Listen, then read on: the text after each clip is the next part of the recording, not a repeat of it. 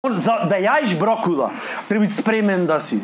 Треба, значи, дојш 7 години на Тибет, да си во длабока медитација, после да ушуше 9 години во Перу на Андите, да се на доусовршување, да се доведиш до духовен стадиум, да можеш лама да бациш в газ и ништо духовно да не ти се промени. Ни благ конфликт кај тебе да не настане. Кога ја гледаш ламава да и речиш, спремен сум. Колку убав поглед има на Андите, нели? И ламава се врти и викат, не знам лами како зборве. И тамен се свртви, вака и правиш в газ директно, само тогаш си спремен да касниш брокула, иначе не. За ребро, например, не ми треби толку мотивација, не ми треби додам на Хималаи, на Андите, не.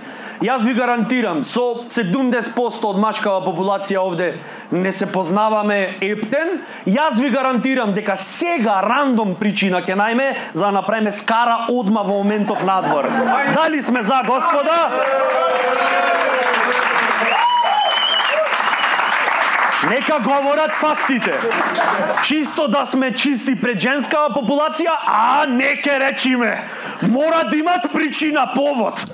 Иначе не правиме скара. Поводот, доволен повод за скара, секојаш кога ќе се сретнат рандом група на мачки, е нешто од типот, ево, чашава, ќе ја преместам од овде вака. Тоа е поводот.